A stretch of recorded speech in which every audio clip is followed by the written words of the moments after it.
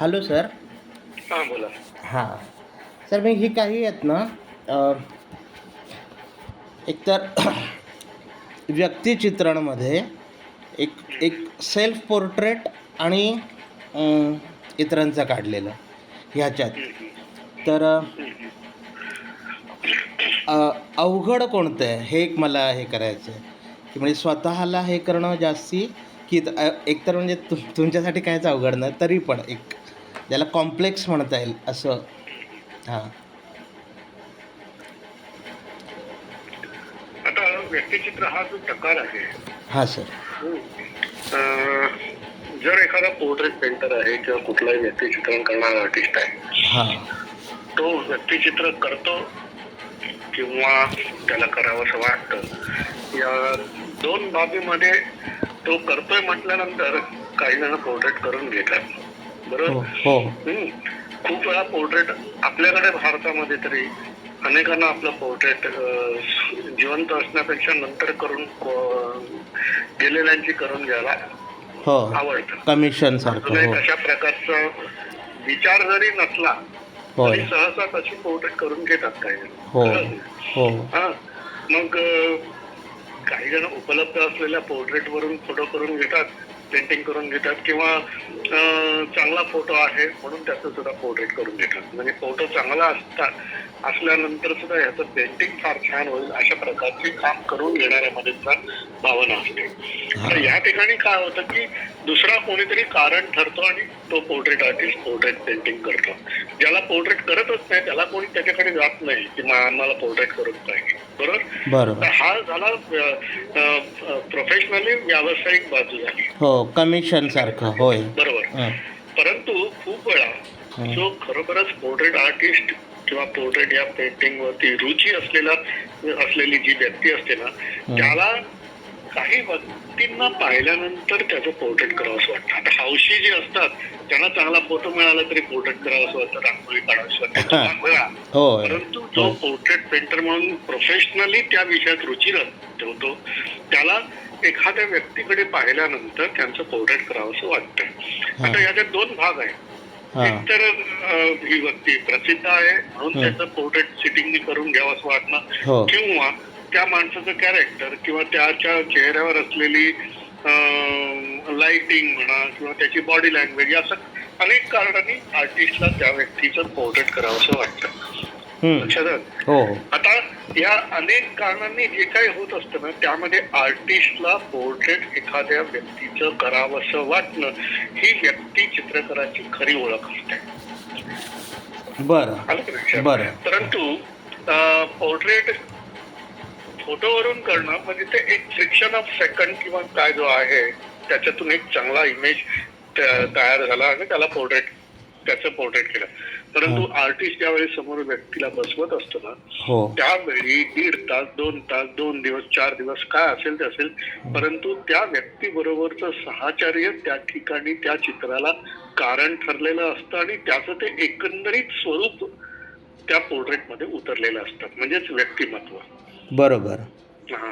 परंतु होतं काय माहितीये की खूप वेळा एखाद्या व्यक्तीचं पोर्ट्रेट मला करावंसं वाटतं आणि मी सांगतो त्या व्यक्तीला, तो असो किंवा ती असो, ते मला तुझं पोर्ट्रेट करायचं ना, कधी करूया, उद्या करूया, चालेल, किंवा आता करूया. लगेच तो आरशासमोर उभा राहतो, आपले केस ठीक करतो, कपडा ठीक करतो, त्याच्या आवडीचा शर्ट घालतो. इथे काय होतं की आपल्याला त्याचं पोर्ट्रेट करावंसं, त्याचं किंवा तिचं वाटलेलं जे असतं ना त्या सगळ्या गोष्टी पुसल्या जातात. म्हणजे व्यक्तीला पोर्ट्रेटला व्यक्ती पाहिल्यानंतर पोर्ट्रेट करावंसं वाटणं, ती इन्स्टंट क्रिया आहे ना ती विरंगुळते आणि मग नंतर ते पोर्ट्रेट व्यवस्थित होतच नाही. त्याचं कारण काय असतं, कारण त्याला जी एक ऊर्जा आलेली असते ह्या व्यक्तीचं किंवा ह्या दृश्याचं पोर्ट्रेट मला करायचं आहे.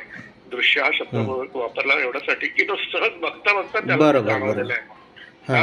परंतु ती कॉन्शियस होते व्यक्ती आणि मग ती आपण ठीक तर आहो ना, हा शर्ट आहे. इथे काय होतं की जे आहे त्यापेक्षाही काहीतरी वेगळं दाखवण्याची इच्छा त्याच्या मनामध्ये होते आणि आपण जे निरीक्षण केलेलं असतं ते बाजूला जातं. आलं लक्षात सर तुम्ही काय म्हणता. म्हणून मी आतापर्यंत जी काही पोर्ट्रेट केली ती माझ्या नातेवाईकांची, माझ्या सहज मित्रांची आणि काही लिडर्सची पण केलेली आहे. त्यावेळी मी त्याचा लिडर्सची करताना माझा एक वेगळा उद्देश असतो, त्या व्यक्तिमत्वाबद्दल आदर असतो किंवा आकर्षण असतं आणि खूप वेळा त्या व्यक्तीशी गप्पा मारत मारत मी काम करतो. कोणाशी मी पोर्ट्रेट करत असताना एक ड्रॉइंग करेपर्यंत अर्धा तास किंवा पाऊण तास किंवा 15 मिनिटं मी त्याला स्टील ठेवतो, नाही असं नाही, परंतु नंतर मात्र मी चित्र पूर्ण साक्षरी करेपर्यंत त्याच्याशी गप्पा मारतो. का गप्पा मारतो? कारण त्याच्यातली जी सहजता आहे ना ती मिळायला पाहिजे. बरोबर बरोबर सर. खूप डेमो जरी असला ना तरी मी रंग, पॅलेट, कॅनव्हास याची तयारी करेपर्यंत त्या व्यक्तीला मी खुर्चीत आरामात बस किंवा उभं राहा आणि मग मी त्यांच्याकडे फक्त कधी कधी मधून मधून पाहतो की अजून कामाला सुरुवात केली नाही म्हटल्यानंतर त्याच्यात तो इझिनेस असतो. राईट. आता करायचं आहे म्हटलं की तो लगेच अगदी शर्ट ठीक करणार, हे करणार, पाय शर्ट करणार आणि मग त्याची बॉडी लँग्वेज जी ओरिजिनल आहे ना ती पण सगळी गेलेली असते. त्यापेक्षा मी काय करतो, मी त्याच्याकडे कधी कधी बघत राहतो आणि बघता बघता त्यांचं असंच बसायचं आणि मग तो त्याला मी हालचाल करू देत नाही. का तर ती त्याची सहज आलेली पोज असते, ती माझी ड्रॉइंग होईपर्यंत मी त्याला स्टील करतो. आणि नंतर त्याची जी सहजता आपण पाहिलेली असते ती मनामध्ये ठेवून त्याच्या आधारे मी ते पोर्ट्रेट करतो. काही वेळा तो कॉन्शियस होतो, काही वेळा तो इझी होतो, काही वेळा तो थकतो, मग त्यावेळेस त्याच्याशी गप्पा मारणं या सगळं. हे जे पोर्ट्रेट पेंटिंग आहे ना ते असं त्या व्यक्तिमत्वाचं आलेलं पाहिजे. बरोबर. आणि ते जे व्यक्तिमत्व आहे ना हे केवळ चेहरेपट्टीमध्ये असतं, त्याच्या बॉडी लँग्वेज मध्ये असतं, त्याच्या दिसण्यामध्ये असतं, बोलण्यामध्ये असतं. काही वेळा काहींना जास्त डोळे मिचकावण्याची सवय असते, काही जण मेटक बनण्याची सवय असते, काही जण वेगवेगळे एक्सप्रेशन देत असतात आणि ह्या सगळ्या गोष्टींचं निरीक्षण करून त्यातलं जे त्याचं स्थायी आहे, स्थायी म्हणजे स्थिर म्हणत नाही मी, जे नेहमीच आहे ते स्थायी तो जो भाव आहे ना तो पोर्ट्रेट मध्ये म्हणतो, मग त्याला पोर्ट्रेट पेंटिंग म्हणतात.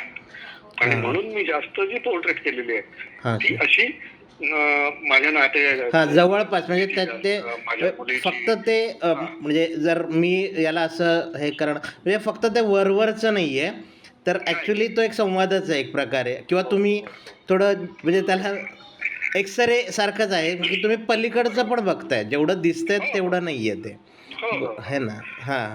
खूपच काय असतं म्हणजे आपण एखाद्या व्यक्तीचं निरीक्षण करतो ना, ते निरीक्षण करत असताना त्याच्या सहजतेमधून त्या व्यक्तिमत्वामध्ये शिरता येतं. होय. त्याचा जर दिखाऊपणा असेल, मला अजूनपर्यंत कुठल्याही नटाचं आणि नटीचं पोर्ट्रेट करावं असं वाटलंच नाही. खरंच सांगतो, म्हणजे त्यांना ऐकवण्यासाठी म्हणून नव्हे, पण नाही वाटलं, कारण हे सतत दुसऱ्याचं एक्सप्रेशन दाखवण्याचाच प्रयत्न केलेला आहे. कळलं. म्हणजे एक वेगळी कला आहे त्यांची. म्हणजे ते मुळात बॉडी लँग्वेज मध्ये ते पोर्ट्रेट त्यांना करायचं. होय आलं लक्षात. लेखकाने किंवा काही त्या प्रसंगाने त्यांना दिलेलं असतं, तर तो भाग वेगळा. तर ती त्यांची कला आहे. म्हणजे एखाद्या नटाचा पोर्ट्रेट करत असताना सुद्धा असं केलेलं नाही असं नाही. म्हणजे मनोज जोशीचं चाणक्य असताना मी त्याचं स्टेजवर नाटक चालू होतं आणि तिकडे मग त्याला मात्र मग नंतर घरी आणलं आणि मग त्याचे जे सहज भाव आहेत ते मी त्याच्यात टाकले. तर हा जो भाग आहे ना तो महत्वाचा असतो पोर्ट्रेट पेंटिंग मध्ये आणि या दृष्टिकोनातून मी ते पोर्ट्रेट करतो. मग काय वेळा ऍक्रेलिक मध्ये करतो, काय वेळा वॉटर कलर मध्ये करतो. अर्थात त्यावेळीच वाटलं चला याचं ऑइल मध्ये करूया, याचं आपण ऍक्रेलिक मध्ये करूया, वेळ फार कमी आहे, अनेक कारण असू शकतात. आणि काय वेळा वाटतं की वॉटर कलर मध्ये मस्त करता येईल. तर अशा पद्धतीने वेगवेगळं, अर्थात माध्यमाची हाताळणी आणि माध्यमाचं सहजता किंवा त्या माध्यमावरचं प्रभुत्व असलं पाहिजे, तरच ते शक्य होतं. कारण शेवटी काय माहितीये की तुम्हाला त्या व्यक्तीचं पोर्ट्रेट करायचं आहे, परंतु त्या पोर्ट्रेट करण्यासाठी जे माध्यम तुम्ही वापरणार आहात ना त्याच्या काही क्षमता किंवा विचार करून काम करावं लागतं. तर ह्या पद्धतीने मी आतापर्यंत पोर्ट्रेट करत आलो.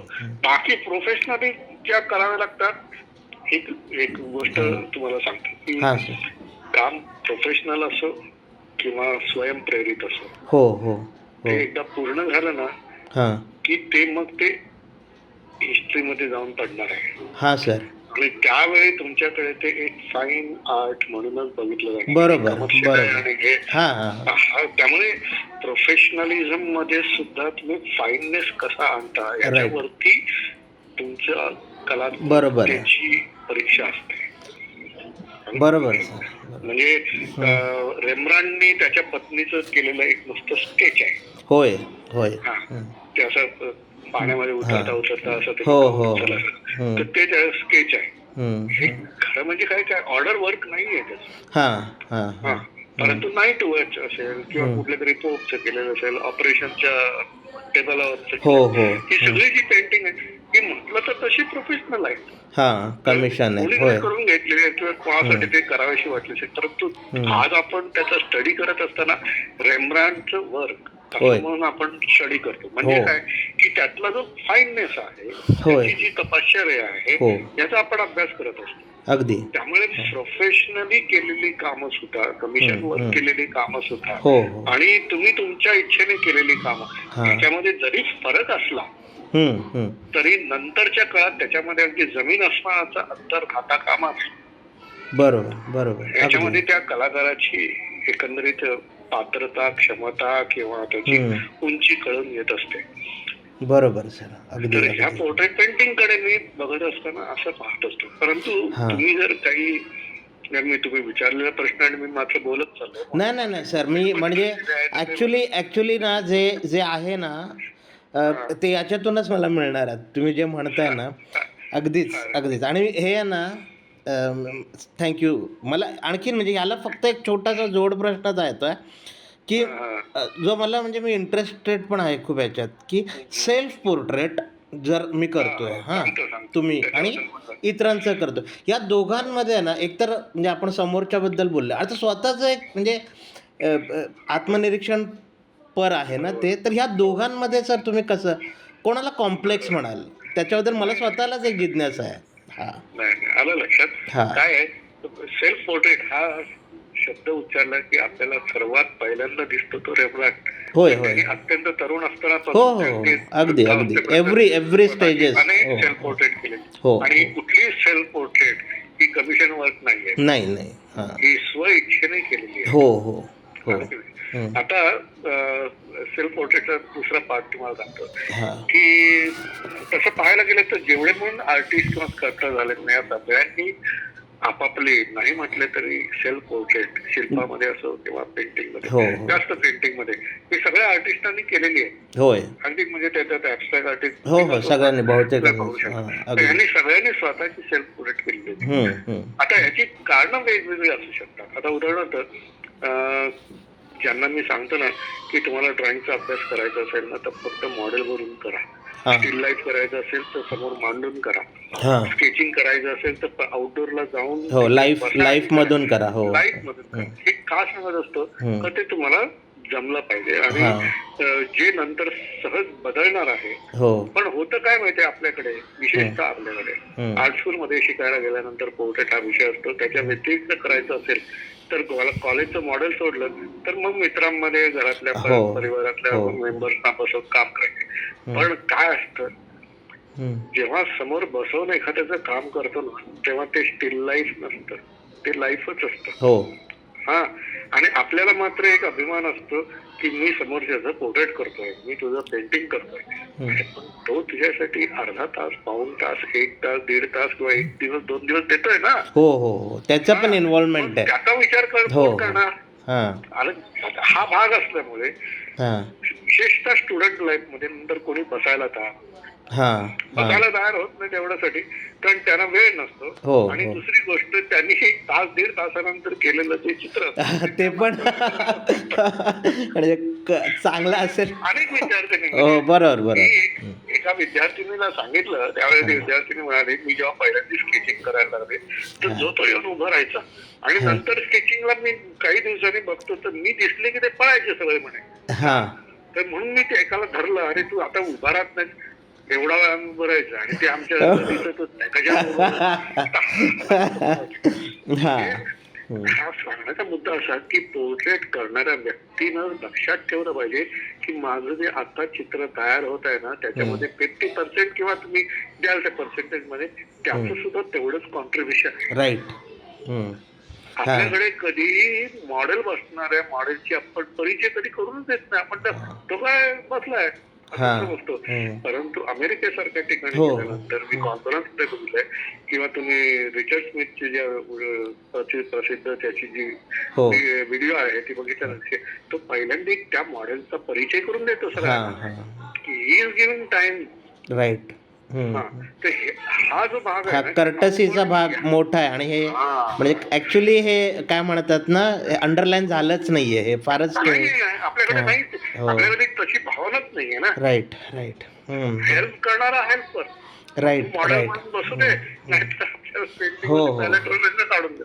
अगदी. हा जो पार्ट आहे ना की एक समदृष्टीने त्या व्यक्तीकडे पाहणं किंवा त्याचं कॉन्ट्रीब्युशन लक्षात घेणं त्याचा परिचय करून देणं हे नसल्यामुळे का हा परिचय का करून द्यायचा असतो की त्या आर्टिस्टनी समोर बसलेल्या व्यक्तीला तो एक रिस्पेक्ट देतो. बरोबर बरोबर. अगदीच अगदीच. हो. तर हे ह्या ज्या गोष्टी आहेत ना किंवा ह्या ज्या फॉर्मॅलिटीज किंवा हा प्रोटोकॉल आहे ना हा न सांभाळल्यामुळे आपल्याकडे हा विषय हा केवळ चेहरे रंगवणं किंवा समोर बसलेल्या व्यक्तीचा फोटो काढणं किंवा पोर्ट्रेट करणं इथपर्यंतच समजलं गेलं. परंतु ह्याची जी खोली आहे या विषयाची की व्यक्तिचित्रण म्हणजे काय की समोर बसलेल्या व्यक्तीचं व्यक्तिमत्व जे स्थायी आहे ते पाहणं ते वाचणं आणि वाचलेलं पाहिलेलं आपल्या कलाशैलीमधून किंवा आपल्या काम करण्याच्या पद्धतीमधून ते पेंटिंग मध्ये कॅनव्हासवर किंवा कागदावर उतरवणं. बरोबर.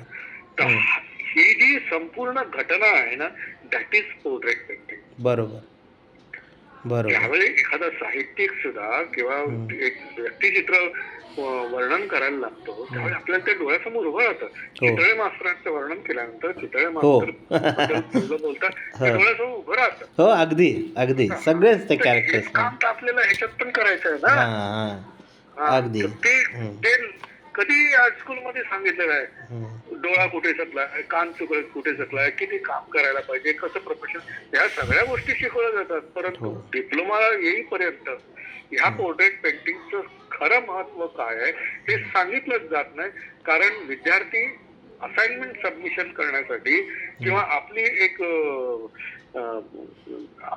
काय म्हणतो आपण त्याला अकॅडमिक एक फॉर्मॅलिटी आहे फॉर्मॅलिटी म्हणून पूर्ण फॉर्मॅलिटी पूर्ण करण्यासाठी काम करतो आणि तोपर्यंत सुद्धा त्यांनी त्याच्या व्यतिरिक्त काही घरी काम केलेलं नसतं कुठेही काम केलेलं नसतं आणि कसं करायला पाहिजे कळत नाही. उलट मित्र असं होत आहे की घरी आल्यानंतर सॉरी हा मित्र वगैरे म्हणजे घरी आल्यानंतर सुद्धा पेटली 5 वर्ष झाली त्याच्यानंतर 2 वर्ष झाली 3 वर्ष झाली तरी आपण खुर्चीत तसंच बसवतो आणि मग लक्षात येणारे काहीतरी राहिलं मग त्याच्या पायाखाली वीट नाही तर स्टूल सरकवतो. कारण कॉलेजमध्ये तसंच पाहिलं ना. Right right. तेच केलं. त्याच्या व्यतिरिक्त पोर्ट्रेट ह्या व्यक्तिचित्रणाचा अभ्यासच नाही केला. बरोबर. त्यामुळे काय होतं की ह्या गोष्टी ज्या आहेत ना जशा पद्धतीने यायला पाहिजेत त्या होत नाही. मी आहे ना ॲक्च्युली सर हा एक म्हणजे जे शब्द लिहिले त्याच्यात हे एक मी लिहिलेलं होतं हे मला ॲक्च्युली शेवटी विचारायचं होतं तुम्हाला. पण मी आता ओघात की अजून पण जे हे जे तुम्ही म्हणताय ना आता इतकी वर्षांनंतर पण ही जे शीलतेच्या मागची जी ऊर्जा आहे ना की अजून पण तुम्हाला ते जे हे आहे ना म्हणजे फॉर एक्झाम्पल की दिग्गज गाणारे आहेत ते इतक्या वर्षांनंतर पण तेवढ्याच ताकदीने गात आहेत ह्याने. तसं अजूनही तुम्हाला चित्र काढताना मेनली पोर्ट्रेट करताना तर ते काय हे असेल की म्हणजे एवढे चित्र काढले एवढ्या लोकांचं हे केलं पण अजून पण मला ना की पोर्ट्रेट करताना सुरुवातीला तीच उर्मी जाणवते. तर ह्याच्या मागे काय नेमकं तुम्हाला म्हणजे मी इथं सर्जना मागची ऊर्जा शक्ती काय असं ते हे केलं आहे. होय चालेल.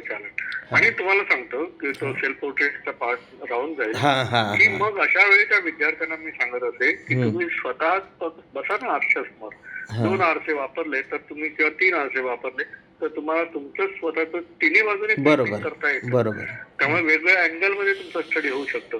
परंतु सेल्फ पोर्ट्रेट करणं याचा अर्थ असा आहे की आपण रोज आरशात जे उभं राहून बघत असतो ना, हा स्वतः ते काय बघतो आपण की मी कसा दिसतोय, हा हा आणि खूप वेळा मी कसा आहे. हा तर मी कसा दिसतो आणि मी कसा आहे या दोन्ही गोष्टी वेगळ्या आहेत.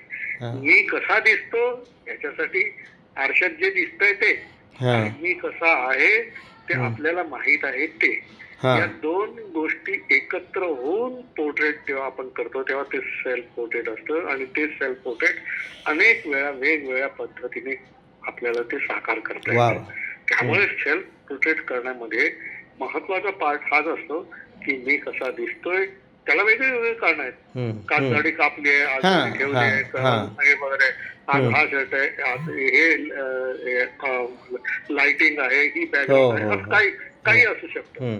परंतु मी कसा आहे हे फक्त मला माहित असतं. बाकीच्यांनी फक्त तर्क केलेला असतो. बरोबर बरोबर. तर ते मी कसा आहे याची जाणीव होऊन सेल्फ पोर्ट्रेट करतो. त्यावेळी ते सेल्फ पोर्ट्रेट थोडस वेगळं होतं. बरोबर. आणि ते जे वेगळेपण आहे ना ते सेल्फ पोर्ट्रेट असतं. बरं, म्हणजे सेल्फ पोर्ट्रेट ज्याला म्हणावं त्याच्यात ही निकड आहे म्हणजे. बरोबर बरोबर. तर ह्या सगळ्या ज्या गोष्टी आहेत ना, ह्या गोष्टी फक्त सेल्फ पोर्ट्रेट मध्ये होऊ शकतात. बरोबर. कारण त्या ठिकाणी सत्य आपण आपल्यापासून लपवत नाही. बरोबर बरोबर. कदाचित समोर बसलेला मॉडेल त्याचं सत्य लपवत, मग आपल्याला जाणवणार नाही. त्यासाठी अनेक कारण असू शकतात.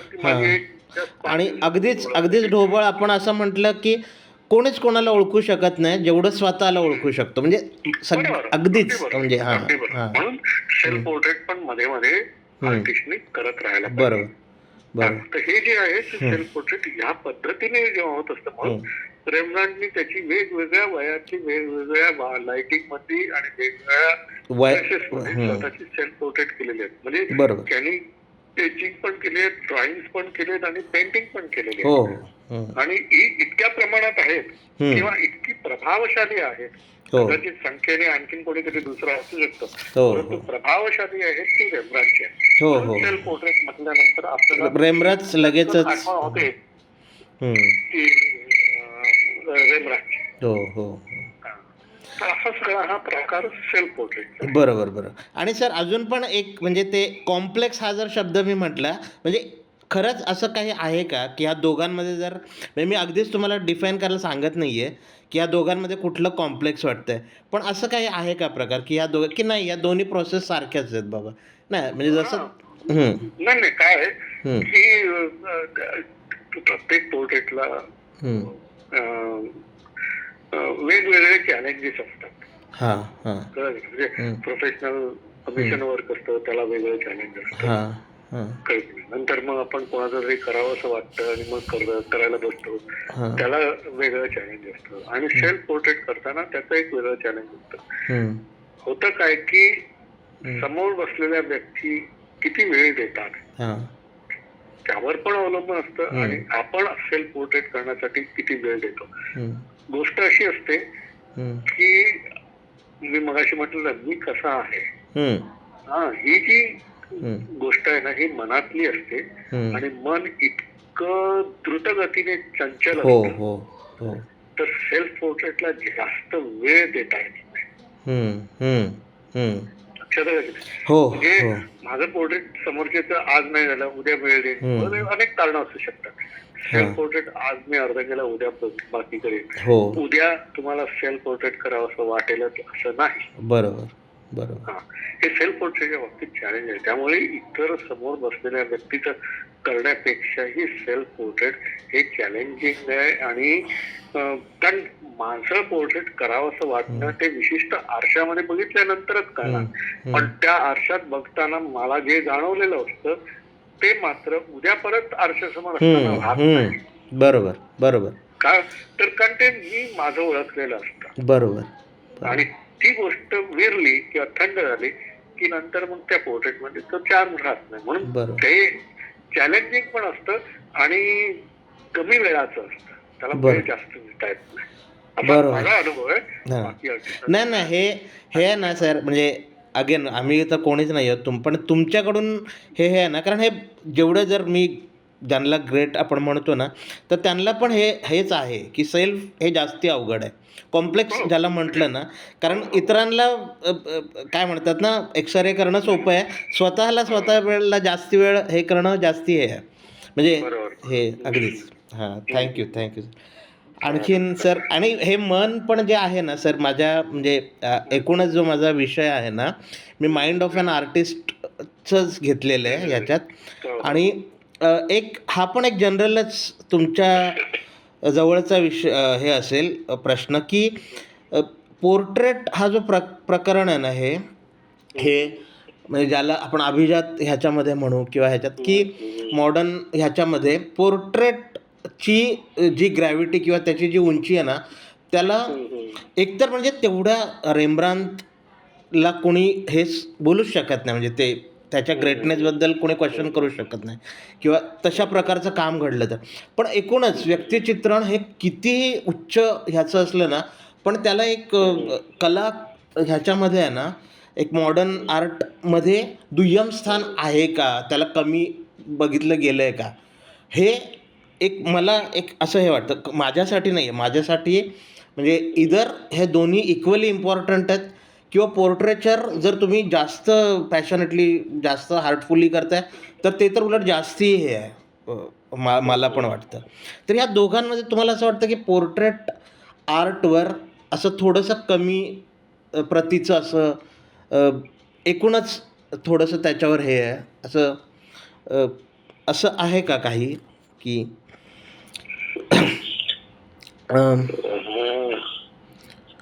इथे मग थोडस मी माझं मत व्यक्त करतो, परंतु अनेक जण मान्य करतीलच असं नाही. परंतु तुम्हाला सांगू का, हे कमी लेखणारे जे आहेत ना, ज्यांना पोर्ट्रेट करता येत नाही ना, ते लोक आहेत जास्त. बरोबर, अगदी. जे पोर्ट्रेट करू शकत होते, करत होते, आणि परंतु आता स्वतःच काम करण्याची पद्धती बदलली आहे किंवा विचार बदलले आहेत, ते नाही बोलत. बरोबर, अगदी. त्यांना करता येत नाही ना, ते जास्त बोलतात. बरोबर, अगदी. नाही. आणि नंतर मग आपण काहीतरी वेगळं करतोय याची एक वेगळी भूमिका देण्यासाठी ना, मी आता पोर्ट्रेट बंद केलेला आहे. कळलं नाही, अरे का बंद केलं, बंद केलं? तुम्ही त्या विषयाची उंची गाठण्याचा प्रयत्न केला असं कधी? म्हणजे तुम्हाला बदलण्यासाठी अनेक कारण असतात ना, त्यात एक कारण असू शकतं. अगदीच. तुम्हाला वाटतं की एक न्यूनगंड तयार होतो, अरे अजून आपण अपेक्षा करत नाही, अजून आपण त्या अग्रमीच्या पलीकडे जाऊ शकत नाही, अजून आपण नेहमी समोर दिसतं तेच करतोय. ह्या प्रकारच्या ज्या विधानं केली जातात किंवा तुमच्या कला प्रकारावरती जे आरोप लावले जातात ना, त्याला तुम्ही बळी पडता. बरोबर. आणि असं बळी पडल्यानंतर वाटतं की अरे सापडलं मला काहीतरी वेगळं, आणि मग आयुष्य भर ते जे काय वेगळं सापडलं ना, त्याच्यासाठी अख्खा आयुष्य घालवतात.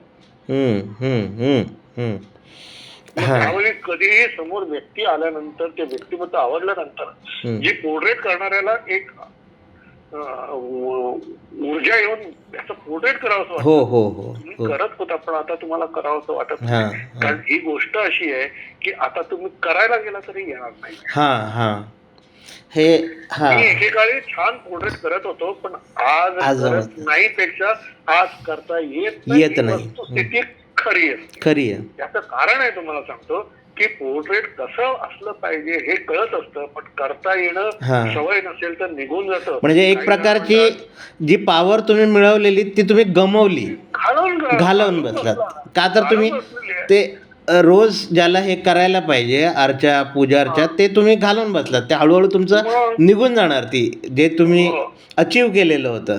आणि अगदी म्हणजे सेमच थ्रेड आहे सर तुम्ही जे बोलताय ना, आणि याच्यात काही म्हणजे मला पण म्हणूनच तुम्ही भारतातल्या अनेक आर्ट स्कूलमध्ये, सगळ्या प्रांतातल्या अनेक आर्ट स्कूलमध्ये बघितलं, 1 किंवा 2 किंवा 3 विद्यार्थी असतात की ज्यांचं ड्रॉइंग चांगलं असतं, आणि बाकी सगळ्यांना साधा पाय काढता येत नाही, साधा चेहऱ्याचा वेगळा अँगल काढता येत नाही, कमरेचा आणि टॉर्सोचं जे काय रिलेशन आहे ते जमत नाही, हेड आणि शोल्डर याच्यामधलं जे रिलेशन आहे ते कळत नाही. हां, म्हणजे पलीकडे जाणं वेगळंच, निदान तिथपर्यंत पोहोचणंच एक एक हे आहे. मग काहीतरी वेगळं करायचं आणि वेगळं केलंय म्हणून ते जातं बघ. हां, का तुम्ही स्वतःची अशी फसवणूक करून घेता? बरोबर, बरोबर, बरोबर. हे म्हणजे स्वतःला फसवण्यासारखं आहे एक. मग आणि अगदीच म्हणजे हे मी तुम्हाला प्रश्न म्हणून विचारलं, पण म्हणजे हे नाहीच, उलट वरतीच असू शकेल जर हे आलं तर ते बरोबरीचंच असू, आणि कलाच आहे दोन्हीचकडे अगदीच. मग हां, मी असं किंवा केवलाकारी किंवा वेगळ्या पद्धतीने काम करणं चुकीचं आहे असं अजिबातच म्हणत हां. नाही, पण ते करत असताना हे चुकीचं आहे आणि हे मागासलेल्यापणाचं आहे असा शिक्कामोर्तब करणं याच्यासारखी कला क्षेत्रातली वाईट गोष्ट दुसरी. बरोबर, बरोबर सर, अगदी अगदी. हां, हां सर. आणि आता म्हणजे आता मला जे विचारायचं होतं ते बऱ्यापैकी तुम्ही हे केलं आहे. पण मला आणखीन एक ह्याला आहे ना, की ज्यावेळेला तुम्ही किंवा चित्रकार हा इन्व्हॉल्व आहे त्याच्या चित्र प्रक्रियेमध्ये, त्यावेळेला आहे ना, एकतर ते खूप इंट्युटिव्ह किंवा इंटरपर्सनल तर आहेच, ती ती इंटिमेसी आहे. पण एक समाज मन जे काम करतं आहे एकाच वेळेला, भवतालाशी संबंध आहे. जसं तुम्ही मगाशी म्हणलात, की एकदा ते आपण केलं ना, तुम्ही म्हणजे कोणी, तर तो हिस्ट्रीचा पार्ट झालेला आहे. तर ह्या भवतालाशी आपला म्हणजे समाजाबद्दल आपण सजग असलंच पाहिजे. तर हे हे किती अप्लाय होतं? म्हणजे नाहीतर कसं होतं, बरंच म्हणजे खूप जास्ती पर्सनल लेवलवर होतं. नाही, मला माझं असं, पण समाज मन आहे, एक भवताल आहे, जो निगडीत आहोत. आपण मुळातच एक समाजाचे घटक आहोत. तर ह्या म्हणजे इथं मी लिहिताना असं लिहिलं, की समाज मन आणि भवतालाशी संबंध आणि समाजाबद्दलची सजगता, हे एक चित्रप्रक्रियेचा किती महत्त्वाचा भाग असायला पाहिजे, असतो. हां. काय आहे की कोणतीही कला असली हां. तरी कलाकार, कलाकृती आणि आस्वादक हां. यातली चेन तोडता येत नाही. बरोबर. कळत नाही. हो. म्हणजे तुम्ही कलाकार आहात, तुम्ही एक कलाकृती निर्माण केली, हो. तुम्हाला त्याच्यामध्ये समाधान किंवा आनंद काहीतरी मिळालं, ते पूर्ण झाल्यानंतर त्या कलाकृतीला स्वतंत्रपणे जगण्याचा अधिकार असतो. होय. आणि मग ती तुम्ही नसलात तरी ती त्या ठिकाणी असते. तिचं स्वतःचं एक वेगळंच हे आहे. बरोबर. मग ती सांभाळायची किंवा ती पाहायचं हे कोणी काम करायचं असतं? हे लोकांनी करायचं, समाजाने. बरोबर, बरोबर. आस्वादक आले त्याच्यात. बरोबर. समाज भान सोडून कसं चालेल? नाही चालणार. बरोबर. बरोबर. मला सांगा, त्यामुळे काही कलाकार उच्च प्रतीचे होते, तिथपर्यंत आपण आजही पोहोचलेलो नाही असं मी समजतो, परंतु त्यांच्या इतर काही गोष्टी आहेत ना, त्याचा बागुलबुवा किंवा मोठेपण करायची गरज नाहीये. म्हणजे आता फॉर एक्झाम्पल सांगतो मी, की आबालाल रहमान यांची चित्र, त्यांची कलाकृती, त्यांचं एकंदरीत त्या कलेचं तपश्चर्या, ह्याला मी आजही नमन करतो आणि त्याचं एखादं चित्र कितीतरी वेळ मी बघत बसतो. हो, आताच चालूच पण कलाकारांनी शाहू महाराजांच्या नंतर आपल्या कलाकृती सगळ्या नदीमध्ये वाहून टाकल्या. का तर माझा चाहता गेला.